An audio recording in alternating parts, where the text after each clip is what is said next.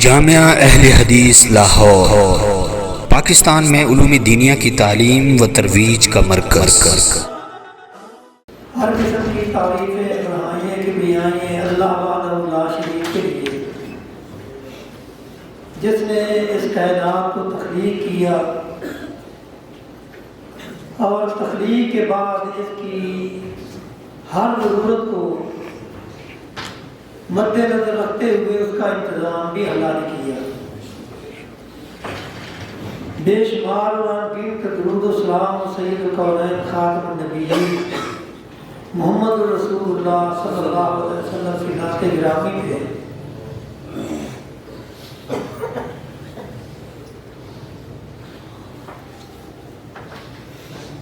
اللہ تعالیٰ نے رسول اللہ صلی اللہ علیہ وسلم کو دنیا کی رہنمائی کے لیے مبعوث کیا، اور جیسے وقت میں آپ مبعوث ہوئے وہ اس قدر جہالت کا وقت تھا کہ اس وقت آپ کی تصدیق کرنا، آپ پہ ایمان لانا گویا کہ لوگوں کو اپنے مخالف کرنا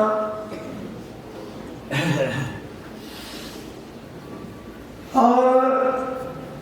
اپنی جان کو خطرے میں مبتلا کرنا۔ تو ایسے وقت میں اللہ تعالیٰ نے رسول اللہ صلی اللہ علیہ وسلم کو ایک ایسا ساتھی اور رفیق عطا کیا جس کی رفاقت پہ آپ فخر کرتے ہوئے فرماتے ہیں ان من امن الناس فی صحبتہ و مالہ ابو بکر رضی اللہ تعالیٰ عنہ، یعنی مجھے اپنے ساتھی ابو بکر رضی اللہ تعالیٰ عنہ پہ اتنا مان ہے کہ جس قدر انہوں نے میرا ساتھ دیا اور میرے ساتھ وہ رہے، مالی طور پہ بھی اور اپنی جان کے طور پہ بھی، اتنا فائدہ یا اتنا احسان مجھ پر کسی اور نے نہیں کیا۔ اس لیے آپ فرمایا کرتے تھے کہ کسی نے بھی مجھ پر کوئی احسان کیا ہے، میں نے دنیا میں اس کے احسان کا بدلہ چکا دیا ہے، ماں سوائے ابو بکر کے کہ ان کا اس قدر مجھ پر احسان ہے کہ اس کا بدلہ قیامت کے دن اللہ ہی عطا کریں گے۔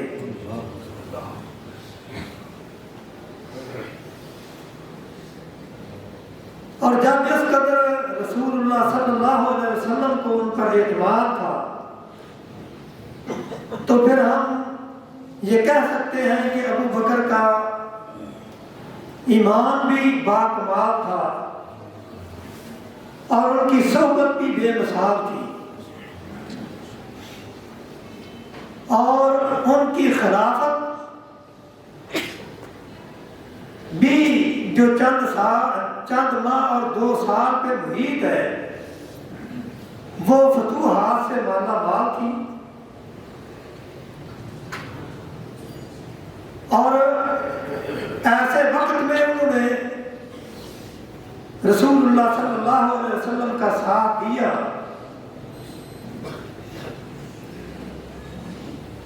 کہ جب آپ نے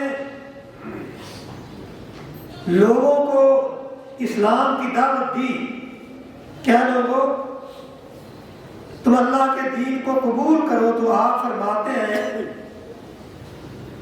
ما من احد دعوت الى الاسلام الا له تردد ونظر الا ابا بکر میں نے جس کو بھی اسلام کی دعوت دی اس نے اسلام قبول کرنے میں تردد کیا اور غور و فکر کرنے کے لیے مہلت مانگی ماں سوائے ابو بکر رضی اللہ تعالیٰ عنہ کہ جیسے ہی میں نے ان کو اسلام کی دعوت دی انہوں نے کوئی سوچنے کا موقع وہ حاصل نہیں کیا، کوئی تردد نہیں کیا اسلام کو قبول کرنے میں، فوراً اسلام قبول کر کے اسلام میں داخل ہو گئے۔ جبکہ عمر فاروق رضی اللہ تعالیٰ عنہ کو ابتدائی طور پہ جب دعوت دی گئی تو سخت مخالف ہو گئے، حتیٰ کہ آپ کی جان کے درپے ہو گئے، اور حضرت علی رضی اللہ تعالیٰ عنہ کو جب دعوت دی گئی تو انہوں نے بھی مشورے کے لیے وقت مانگا۔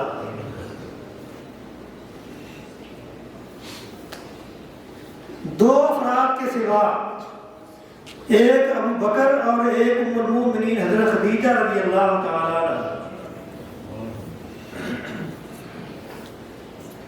یہ دو افراد ایسے تھے جیسے ہی رسول اللہ صلی اللہ علیہ وسلم نے نبوت کا اعلان کیا اور انہوں نے اس دعوت کو قبول کیا، اور پھر اس دعوت کے قبول کرنے کی وجہ سے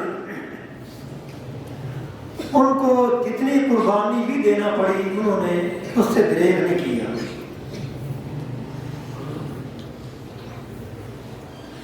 ابو بکر صدیق رضی اللہ تعالیٰ عنہ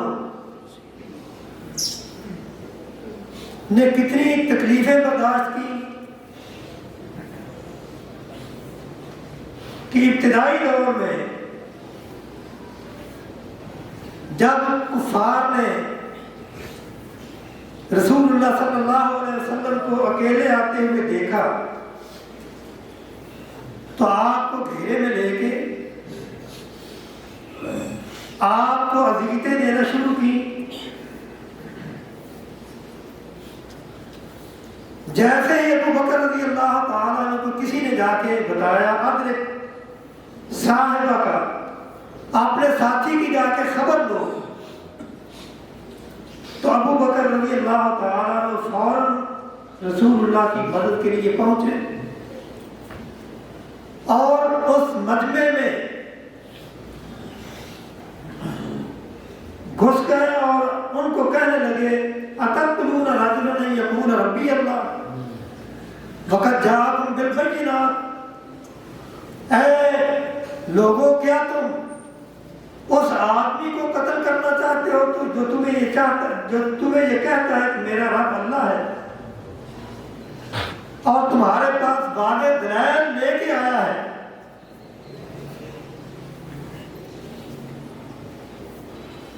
رسول اللہ صلی اللہ علیہ وسلم کو ان سے چھڑایا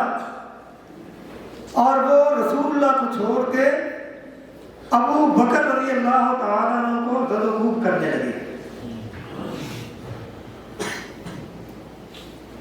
اتنی اذیت پہنچائی کہ آپ ان تکلیفوں کی وجہ سے بے ہوش ہو گئے اور آپ کے خاندان کے لوگ سمجھے کہ شاید یہ قتل ہی ہو گئے، اب ان کا بچنا مشکل ہے۔ اٹھا کے گھر پہنچایا گیا، جیسے ہی ہوش میں آئے تو پوچھتے ہیں کہ میرے آقا کا کیا حال ہے، یعنی اپنی جان کی کوئی فکر نہیں، فکر ہے تو رسول اللہ صلی اللہ علیہ وسلم کی۔ ماں نے دوائی دینے کی کوشش کی، کچھ کھانے پینے کے لیے کہا تو فرمانے لگے میں اس وقت تک نہ کچھ کھاؤں گا نہ پیوں گا نہ کوئی دوائی کروں گا جب تک میں اپنے آقا کو اپنی آنکھوں سے نہ دیکھ لوں۔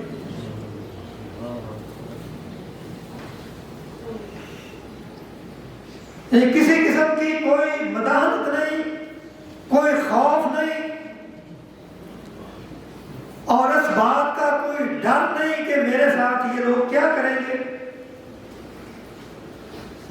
رسول اللہ صلی اللہ علیہ وسلم کی محبت میں، اسلام کی خاطر، اللہ کی خاطر اس قدر آگے جا چکے ہیں کہ اپنا سب کچھ قربان کرنے کے لیے، حتیٰ کہ اپنی جان کی قربانی دینے کے لیے بھی تیار ہے۔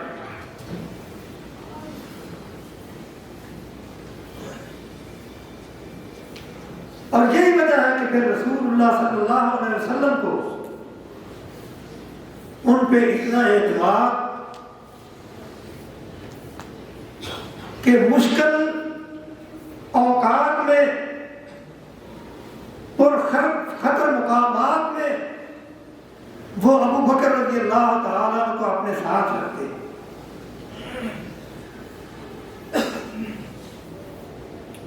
ہجرت کے موقع میں جو کہ ایسا وقت تھا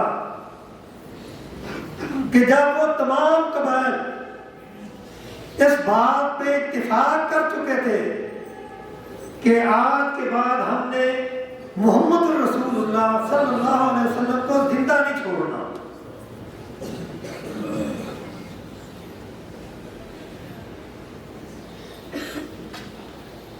تو اللہ تعالیٰ نے آپ کو بچایا، اور اس وقت بھی رسول اللہ صلی اللہ علیہ وسلم نے اپنے ساتھ ابو بکر رضی اللہ تعالیٰ عنہ کو رکھا، اور اللہ تعالیٰ نے اس کا نقشہ قرآن میں کھینچا، اِلَّا تَنْصُرُوهُ فَقَدْ نَصَرَهُ اللَّهُ إِذْ أَخْرَجَهُ الَّذِينَ كَفَرُوا ثَانِيَ اثْنَيْنِ إِذْ هُمَا فِي الْغَارِ۔ اے لوگوں، یہ بات یاد رکھو، اگر کوئی موقع ایسا آ گیا تم نے میرے پیغمبر کی مدد نہ کی تو کوئی پرواہ نہیں، یہ بات یاد رکھنا کہ اللہ تعالیٰ نے ایسے وقت میں بھی ان کی مدد کی تھی جب ان لوگوں نے، یعنی کفار مکہ نے ان کو مکہ سے نکال دیا تھا اور قتل کرنے کے لیے سازشیں کی گئی تھی، اور ان کے پختہ ارادے تھے آپ کو قتل کرنے کے، لیکن اللہ تعالیٰ نے اس وقت بھی آپ کو محفوظ رکھا اور آپ کی مدد کے لیے کس کا چناؤ کیا؟ ابو بکر رضی اللہ تعالیٰ عنہ۔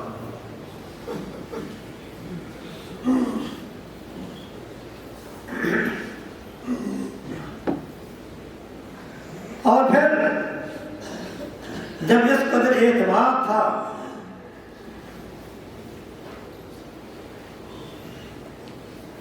تو آپ نے جو اسلام کے اہم کام تھے وہ بھی ابو بکر رضی اللہ تعالیٰ عنہ کے سپرد کیے۔ یہ جو میں نے ابتدا میں آیت تلاوت کی ہے، اس میں خلافت کا تذکرہ ہے کہ اللہ تعالیٰ نے اہل ایمان سے یہ وعدہ کیا ہے کہ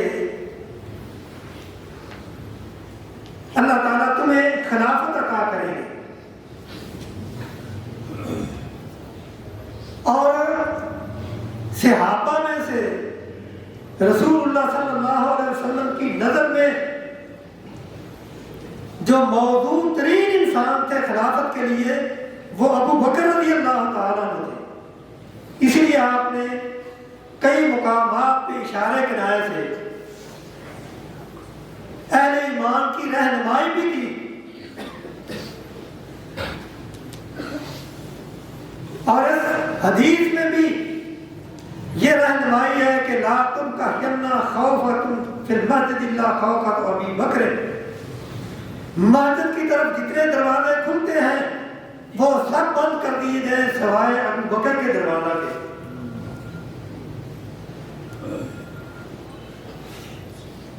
اور پھر رسول اللہ صلی اللہ علیہ وسلم نے اپنی بیماری کے ایام میں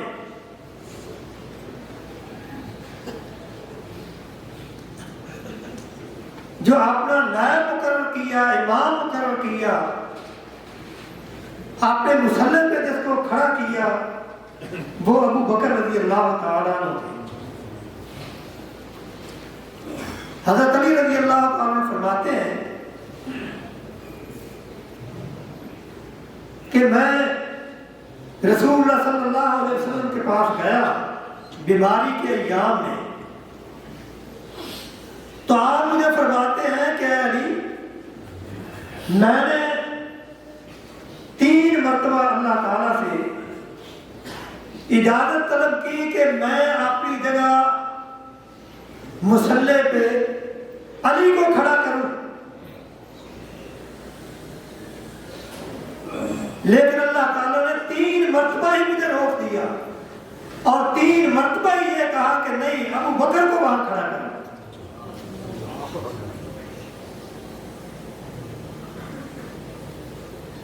طریق الخلفاء ابن اساکر کا حوالہ ہے۔ تو علی رضی اللہ تعالیٰ عنہ کو رسول اللہ صلی اللہ علیہ وسلم نے بذات خود کے بات کہی، اور آپ نے اپنی بیماری کے ایام میں حضرت عائشہ رضی اللہ تعالیٰ عنہ کو فرمایا ادعو لی اباک و اخاک لیکتب کتابا کہ لا یتمنی متمنن ویقول قائل، اے عائشہ اپنے بھائی اور اپنے باپ کو بلا لو تاکہ میں ایک کتاب لکھ دوں، تحریر لکھ کے دے دوں، تاکہ میرے بعد کوئی تمنا کرنے والا تمنا نہ کرے، کوئی کہنے والا یہ نہ کہے کہ یہ میرا حق ہے۔ اور پھر آپ فرماتے ہیں اللہ پہ اعتماد کرتے ہوئے کہ مجھے اللہ پہ اور مومنوں پہ اتنا اعتماد ہے، وَيَأْبَ اللَّهُ وَيَأْبَ الْمُؤْمِنُونَ إِلَّا أَبَا بَكْرٍ، مجھے اللہ پہ بھی یقین ہے اور مومنوں پہ بھی اعتماد ہے کہ ابو بکر کی موجودگی میں لوگ کسی اور کو پسند کریں گے نہیں۔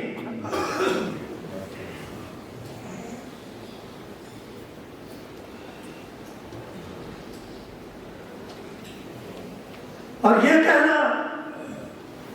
کہ رسول اللہ صلی اللہ علیہ وسلم نے حضرت علی رضی اللہ تعالیٰ عنہ کی خلافت کے بارے میں جو اللہ تعالیٰ نے آپ کو فرمایا تھا وہ لوگوں سے مخفی رکھا، یہ کس قدر جھوٹ ہے۔ حضرت علی خود شہادت دیتے ہیں کہ رسول اللہ نے مجھے 3 مرتبہ یہ کہا کہ میں نے اللہ سے 3 مرتبہ اجازت لی کہ میں علی کو مصلی پہ کھڑا کروں، لیکن اللہ تعالیٰ نے 3 بار مجھے منع کیا اور حضرت ابو بکر کو کھڑا کرنے کا کہا۔ اور جب آپ نے لوگوں کو یہ کہا کہ مرو ابا بکر فلیصلی بالناس، ابو بکر رضی اللہ تعالیٰ عنہ کو کہو کہ وہ لوگوں کو نماز پڑھائیں، حضرت عائشہ رضی اللہ تعالیٰ فرماتی ہے کہ میں نے رسول اللہ صلی اللہ علیہ وسلم کو مشورہ دیا کہ اللہ کے رسول آپ ابو بکر کو مصلی پہ نہ کھڑا کریں بلکہ عمر کو یا کسی اور کو کھڑا کریں۔ کیوں؟ اس لیے کہ ابو بکر جب آپ کو مصلی پہ نہیں دیکھیں گے تو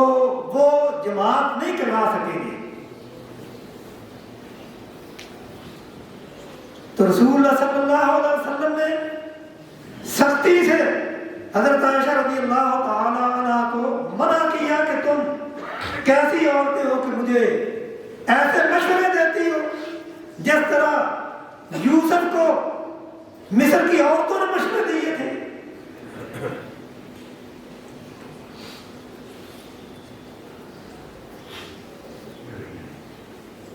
اس لیے کہ اللہ کی نظر میں بھی موضوع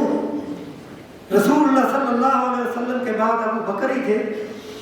اور اسی لیے اللہ تعالیٰ نے فرمایا وعد اللہ الذین آمنوا منکم وعملوا الصالحات لیستخلفنہم، اللہ تعالیٰ نے اہل ایمان سے وعدہ کیا ہے کہ وہ ان کو خلیفہ بنائے گا، اور اللہ تعالیٰ کا وعدہ وہ کبھی جھوٹا نہیں ہو سکتا۔ اللہ تعالیٰ نے فرشتے الملائکۃ انی جاعل فی الارض خلیفہ، کہ میں زمین میں خلیفہ بنانے والا ہوں۔ قالوا اتجعل فیہا من یفسد فیہا ویسفک الدماء ونحن نسبح بحمدک ونقدس لک، کہ فرشتوں نے جو کچھ ان کی سمجھ تھی انہوں نے کہا کہ اے اللہ تو ایسے آدمی کو خلیفہ بنائے گا کہ جو زمین میں دنگا فساد کرے، تیری تقدیس اور تحمید کے لیے ہم کافی ہیں۔ تو اللہ تعالیٰ نے فرمایا انی اعلم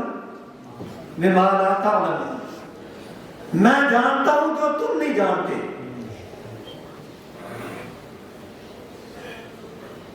اور اللہ تعالیٰ نے اپنا یہ وعدہ پورا کیا، آدم علیہ السلام خلیفہ بنے آئے زمین میں، پھر ابراہیم علیہ السلام کی امامت کا وعدہ کیا تھا انی جاعلک للناس اماما، نمرود نے آپ کو ختم کرنے کی، جلانے کی کوشش کی، لیکن اللہ تعالیٰ نے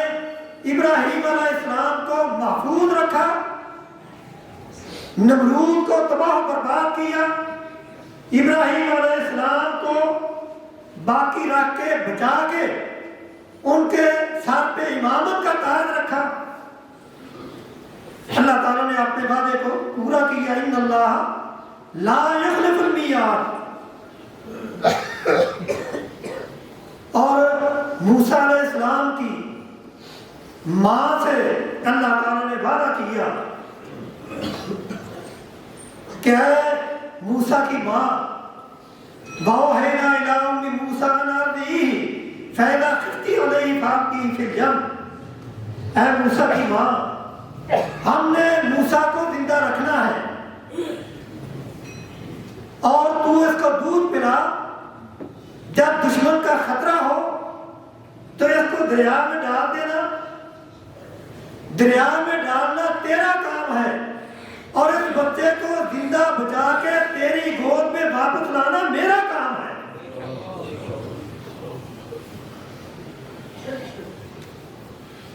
جب وہ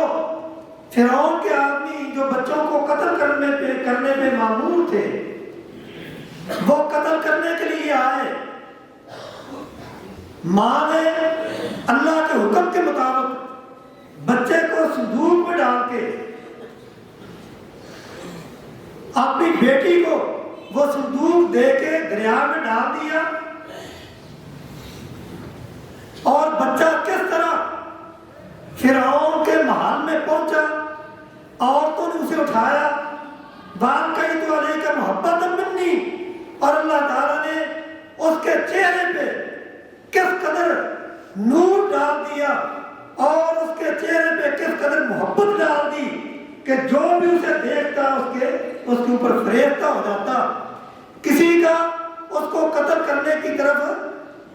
رجحان ہی نہ ہوا، کسی کی توجہ ہی نہ ہوئی، حتیٰ کہ جب فرعون کی بیوی نے دیکھا وہ اس قدر اس بچے سے مانوس ہوئی تو کہنے لگی ہم تو اس کو اپنا بیٹا بنا لیں گے۔ پھر دودھ پلانے کی باری آئی تو موسیٰ علیہ السلام پہ اللہ تعالیٰ نے اور دانیوں کا دودھ حرام کر دیا، کسی کی طرف انہوں نے نظر اٹھا کے نہیں دیکھا، کسی کے دودھ کو اپنے منہ میں ڈالنا ہی نہیں۔ اور پھر کس طرح اللہ تعالیٰ نے موسیٰ علیہ السلام کو اس کی ماں کی گود میں پہنچایا اور ماں نے دودھ پلایا، وہی پرورش ہوئی۔ اِنَّا رَادُّوهُ إِلَيْكِ وَجَاعِلُوهُ مِنَ الْمُرْسَلِينَ۔ فرعون نے زور لگایا کہ اس کو قتل کر دیا جائے جو میری حکومت کا تختہ الٹے گا، جو میری بربادی کا سبب بنے گا، لیکن اللہ تعالیٰ نے چونکہ یہ وعدہ کیا تھا کہ اے موسیٰ کی ماں دریا میں ڈالنا تیرا کام ہے، اور مجھے رب کون کہے گا اگر میں موسیٰ کو تیری گود ماں کی گود میں آئے، پرورش پائی، نبی بنے، فرعون ہلاک ہوا، موسیٰ علیہ السلام کو اللہ تعالیٰ نے نبوت عطا کی اور موسیٰ اپنا وعدہ اللہ تعالیٰ نے پورا کیا۔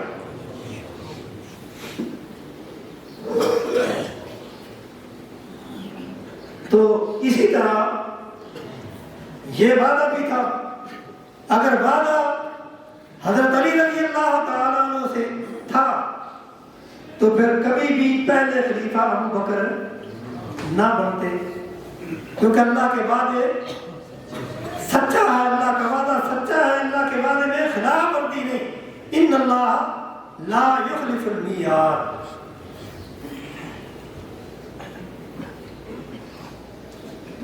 اور کیسے اسباب بنے؟ رسول اللہ صلی اللہ علیہ وسلم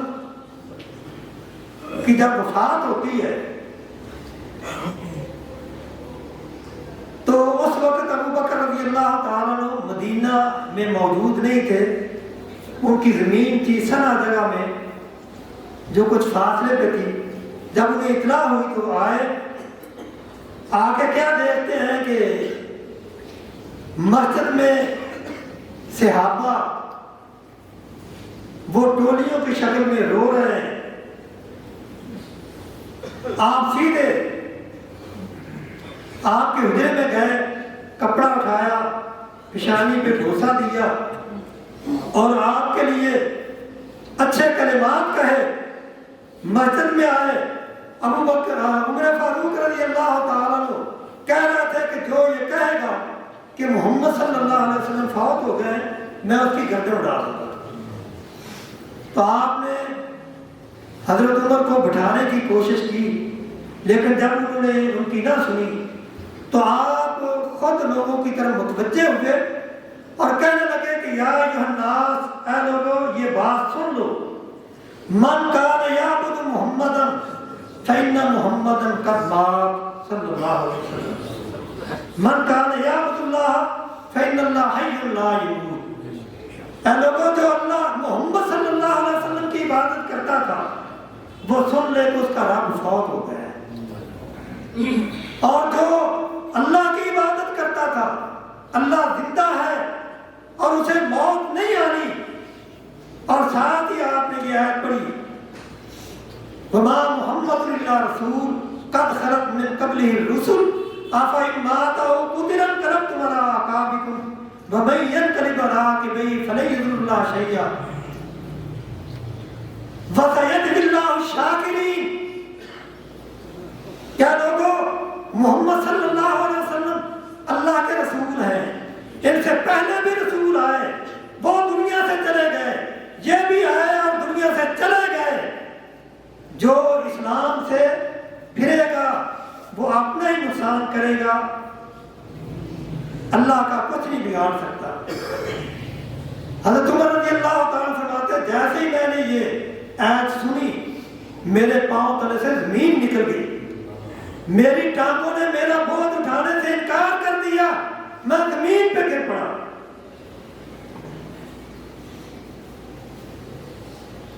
اور پھر ابو بکر رضی اللہ تعالیٰ عنہ وہ بعد میں خلیفہ بنے، اور وہ حالات کیسے تھے، اور آپ کی خلافت کو سب نے تسلیم کیا، حتیٰ کہ حضرت علی رضی اللہ تعالیٰ عنہ نے بھی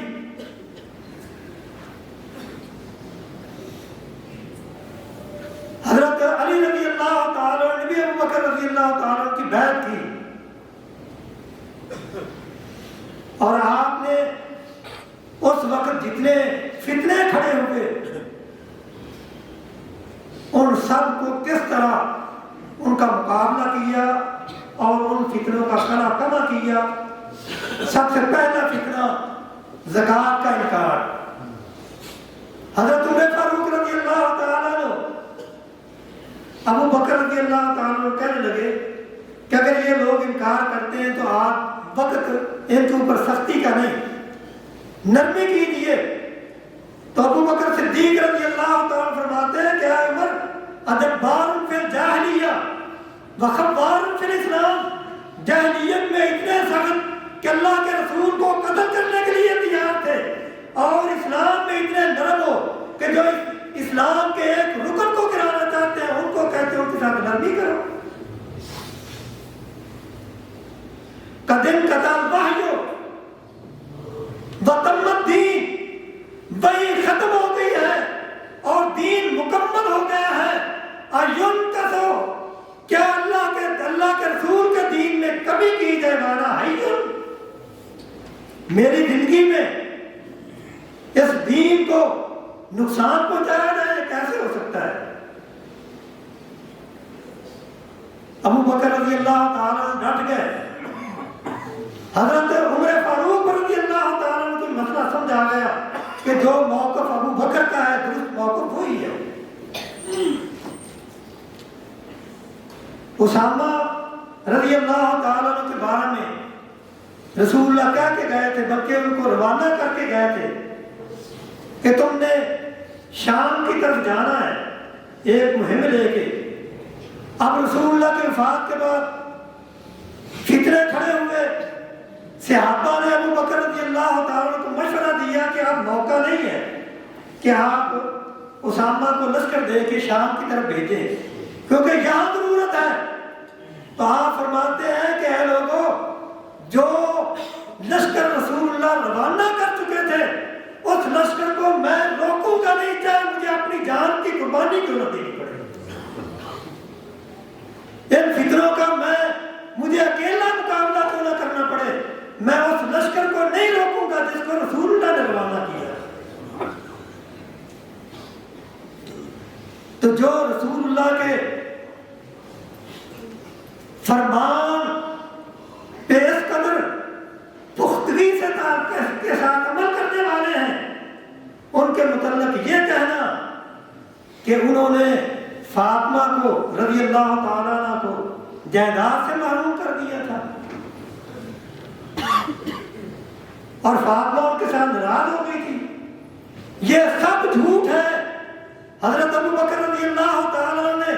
حضرت فاطمہ کو رسول اللہ کا فرمان سنایا اور وہ خاموش ہو گئی، لیکن بعد میں حضرت ابو بکر رضی اللہ تعالیٰ نے ان کو بات سمجھائی، وہ سمجھ گئی۔ یہی وجہ تھی کہ جب وہ فوت ہونے لگی تو انہوں نے حضرت علی کو یہ وصیت کی تھی کہ آپ نے جو غسل دینا ہے تو اپنے ساتھ حضرت اسماء بنت امیس ابو بکر رضی اللہ تعالیٰ عنہ کی بیوی کو بھی بلانا ہے۔ یعنی حضرت فاطمہ رضی اللہ تعالیٰ عنہ کو جو غسل دیا گیا وہ حضرت علی کے ساتھ مل کے حضرت اسماء بنت امیس نے حضرت ابو بکر رضی اللہ تعالیٰ عنہ کی بیوی نے بھی ان کو غسل دیا۔ اور صحابہ فی تمییز صحابہ میں کہ حضرت ابو بکر رضی اللہ تعالیٰ نے حضرت فاطمہ رضی اللہ تعالیٰ عنہ کی نماز جنازہ پڑھائی، یہ سب جھوٹ ہے۔ وقتی طور پہ اگرچہ انہوں نے ناراضگی کا اظہار کیا تھا، لیکن بعد میں جب ان کو مسئلہ سمجھایا گیا انہیں یہ حدیث معلوم نہیں تھی، اور حضرت ابو بکر رضی اللہ تعالیٰ نے یقین دلایا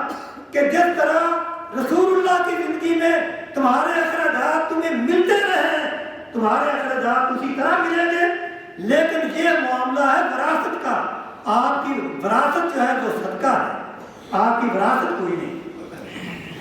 کیونکہ رسول اللہ صلی اللہ علیہ وسلم کا یہ فرمان ہے۔ اور پھر کیسے خلیفہ؟ جب خلیفہ بنے تو آپ فرماتے ہیں کہ اے لوگوں، میں اگر اللہ کے رسول کی اطاعت کروں تو تم میری اطاعت کرنا، اگر میں اطاعت نہ کروں تو تم مجھے سیدھا کرنا۔ اور ساتھ ہی فرمایا کہ اے لوگوں،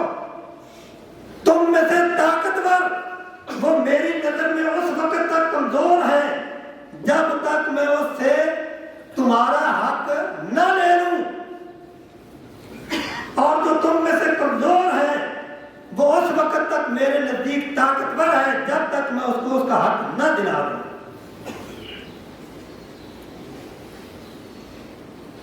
اور آپ نے اپنے آخری وقت میں فرمایا کہ اے عائشہ میں اب دنیا سے جانے والا ہوں، تو میں نے جو بیت المال سے تنخواہ لی ہے اس کا حساب لگایا جائے۔ جب حساب لگایا گیا 6,000 درہم بنی۔ آپ نے فرمایا کہ یہ میری فلاں زمین بیچ کے یہ بیت المال کو واپس کر دو، اور وہ جو ایک اونٹنی اور ایک غلام اور ایک چادر جو میرے استعمال میں تھی میری وفات کے بعد وہ بھی بیت المال میں واپس کر دینا۔ اور خدمت کا کیا جذبہ ہے؟ کیا آج کوئی حکمران ایسا ہے؟ یعنی 2 سال میں 6,000 درہم، اور یہاں 6 لاکھ لے کے بھی گزارا نہیں ہوتا۔ اللہ تعالیٰ ہمیں ان خلفاء راشدین کے طرز عمل پہ زندگی بسر کرنے کی توفیق عطا فرمائے۔ ریاست مدینہ بنانے والوں، ابو بکر صدیق رضی اللہ تعالیٰ عنہ کی خلافت کو دیکھو، آپ کے انتظامات کو دیکھو، آپ کی اثار کو دیکھو۔ اللہ تعالیٰ سب کو عمل کی توفیق عطا فرمائے۔